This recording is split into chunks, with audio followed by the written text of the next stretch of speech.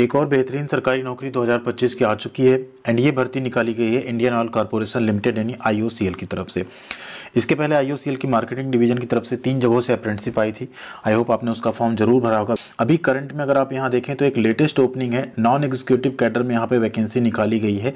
Marketing division की तरफ से ही ये भी वैकेंसी जारी की गई है। इसका डिटेल एडवर्टीजमेंट यहाँ पे है जिसे आप लोग भी डाउनलोड कर सकते हैं। डिस्क्रिप्शन में हम इसकी लिंक प्रोवाइड कर देंगे, साथ में इसका PDF हम आप सबको टेलीग्राम चैनल पर भी भेज देंगे। तो अगर आप टेलीग्राम पर नहीं जुड़े हैं तो ज़रूर एक बार जुड़ जाइएगा। आइए देखते हैं डिटेल में नोटिफिकेशन क्या क्या सिलेक्शन प्रोसेस होगा, कौन कौन फॉर्म भर सकता है, एक से ज़्यादा पोस्ट पे आप भर सकते हैं या नहीं, कितनी वैकेंसी है, सब कुछ इसमें समझेंगे। तो ये आपका डिटेल एडवर्टीजमेंट जो कि 1 फरवरी 2025 की डेट में आप यहाँ पे देख रहे हैं, ये पब्लिश हुआ है एंड फॉर्म जो भरे जाएंगे वो 3 फरवरी से भरे जाएंगे। इसमें 2 तरह की वैकेंसी, एक तो आपका ओपन रिक्रूटमेंट है जिसमें सभी अप्लाई कर सकते हैं। दूसरा जो रिक्रूटमेंट है वह आपका स्पेशल रिक्रूटमेंट ड्राइव है जिसमें PWD कैंडिडेट्स जो हैं वो अप्लाई कर पाएंगे, जो कि बैकलॉग प्लस फ्रेश वैकेंसी जो होगी उसमें यहाँ पे फॉर्म मांगे गए हैं। ठीक है, आईओसीएल के बारे में आप सभी जानते हैं, महारत्ना स्टेटस की एक ये PSU आपकी पब्लिक सेक्टर यूनिट है जिसमें जॉब के साथ आपको सैलरी के साथ अदर बेनिफिट्स बहुत अच्छे मिलते हैं जो कि आपको हम आगे बताएंगे। पोस्ट क्या है तो देखिए, नेम ऑफ पोस्ट यहाँ पे है जूनियर ऑपरेटर ग्रेड 1 की। 23,000 इसमें बेसिक है, बेसिक प्लस अदर अलाउंसेस सब कुछ मिला के आपकी जो सैलरी बनेगी 35 से 40,000 के बीच में बनेगी इन हैंड। ठीक है, अब पहले आप पोस्ट देख लीजिएगा। जैसे हरियाणा में देखिए 2 पोस्ट है, कैटेगरी वाइज भी आप यहाँ देख सकते हैं, उसी के अकॉर्डिंग आपको फॉर्म यहाँ पे भरना पड़ेगा। फॉर्म जैसे भरना स्टार्ट होगा आपको फॉर्म भरने का वीडियो भी हम प्रोवाइड कर देंगे। हिमाचल प्रदेश में टोटल 4 पोस्ट है यहाँ पे, कैटेगरी वाइज आगे आप ब्रेकअप देख सकते हैं। जम्मू एंड कश्मीर में 1 वैकेंसी है जूनियर ऑपरेटर की, लद्दाख में 6 पोस्ट है, पंजाब में 12, राजस्थान में 6, उत्तर प्रदेश में सबसे ज़्यादा आपको 45 पोस्ट देखने को मिलेगी। उत्तराखंड में 8 पोस्ट है, अरुणाचल प्रदेश में 3, आसाम में 10, बिहार में 9, नागालैंड में 7, वेस्ट बंगाल में 2 और छत्तीसगढ़ में 8 पोस्ट निकाली गई है।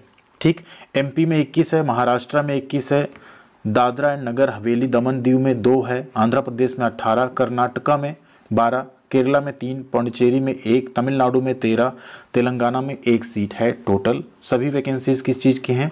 जूनियर ऑपरेटर की। ये एक तरह की ग्रुप D की जॉब है आपकी। ठीक है, इसमें आपको morning, evening and night shift में काम करना पड़ेगा। रिजर्वेशन आपको आपकी कैटेगरी के अकॉर्डिंग मिलेगा, बट अगर आपकी कैटेगरी में सीट नहीं है तो आपको अनरिजर्व कैटेगरी में अप्लाई करना पड़ेगा, ये भी आपको ध्यान रखना है। ठीक है, आगे बढ़ें।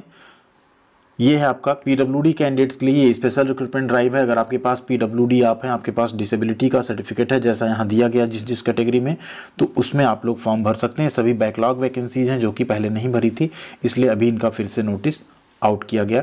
ये इसमें कुछ ग्रेड 3 की भी जॉब है, कुछ यहाँ पे ग्रेड 1 की भी जॉब है, उनको आप देख सकते हैं। अब इसमें बात कर लें, सबसे इम्पॉर्टेंट है जो कि आपका एजुकेशनल क्वालिफिकेशन। हम बार बार आपसे कहते हैं ITI करने के बाद 1 साल की अप्रेंटिसशिप कर लो, 1 साल का एक्सपीरियंस ले लो, आपके बहुत काम आने वाला है।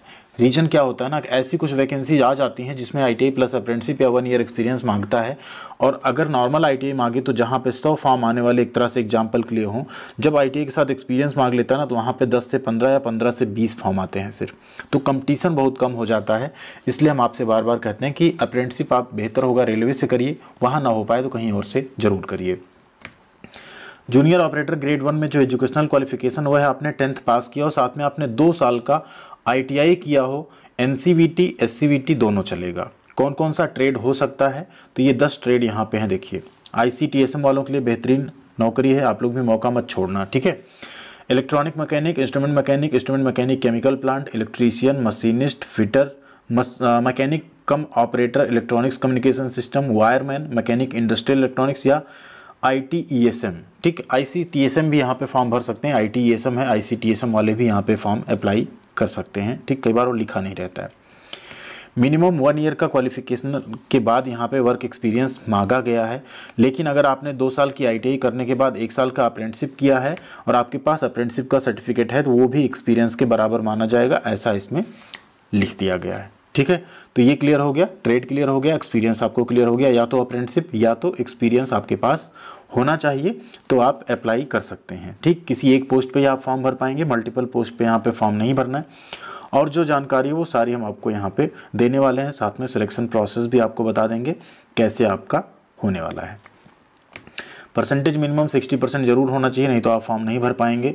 अब वर्क एक्सपीरियंस का जो क्राइटेरिया है वो आपके पास या तो ज्वाइनिंग लेटर हो या ऑफर लेटर हो या पे स्लिप हो, इंक्रीमेंट लेटर हो, ये सब चीज़ें आपको एक्सपीरियंस सर्टिफिकेट में देनी पड़ेंगी, या अगर अप्रेंटिसशिप है तो उसका सर्टिफिकेट आपको देना पड़ेगा।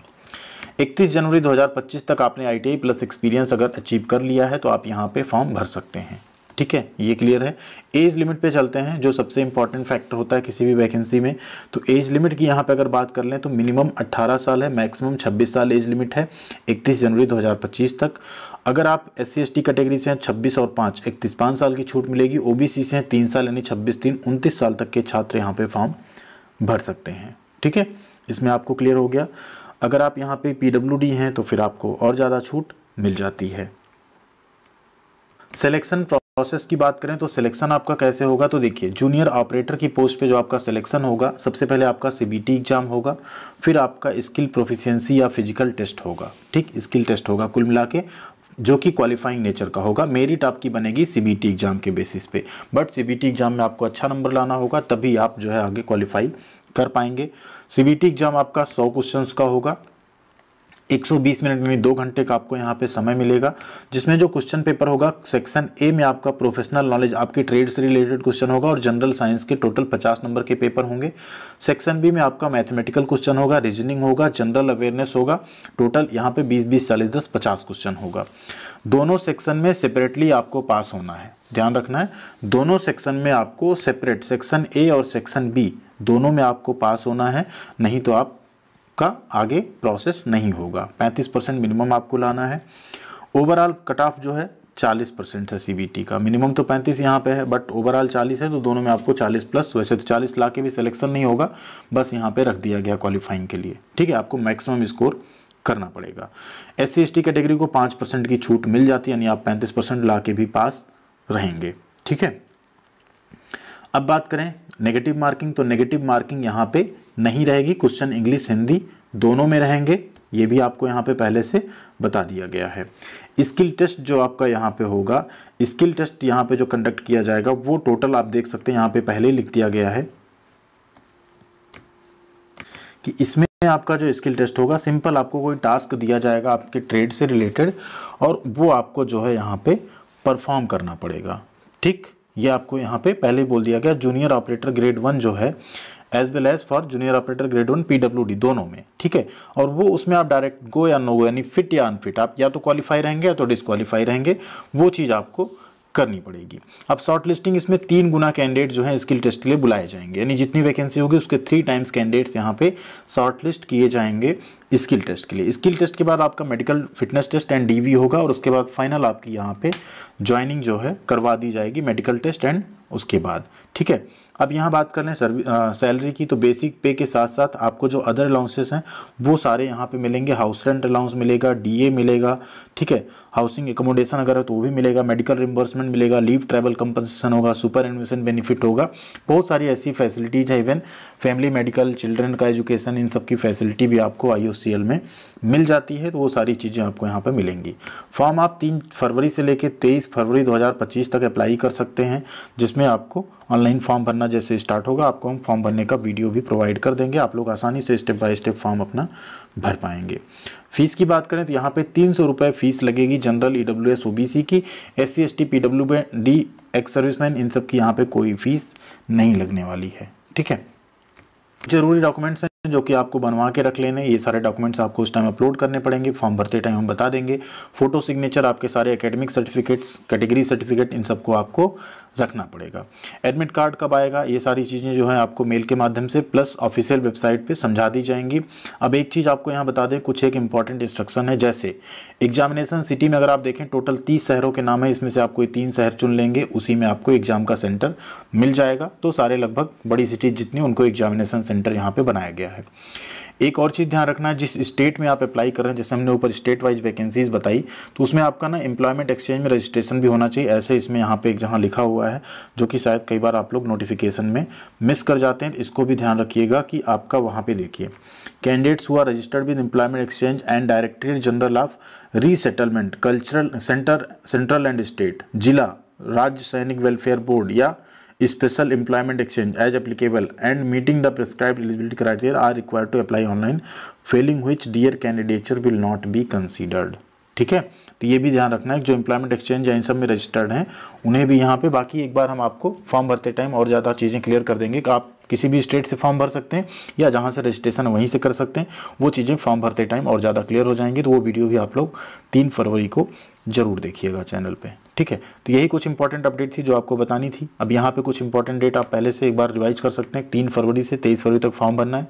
मार्च अप्रैल में एडमिट कार्ड आ जाएंगे। अप्रैल में संभावित आपका computer based test and same आपका रिजल्ट भी जो है वो आ जाएगा अप्रैल के महीने में या तो मई 2025 तक, ठीक। ये पूरा टाइमलाइन यहाँ पे IOCL की तरफ से जारी किया जा चुका है। अब आप लोग कमेंट करके बताइएगा आप लोग इसके फॉर्म भरने में इंटरेस्टेड हैं या नहीं।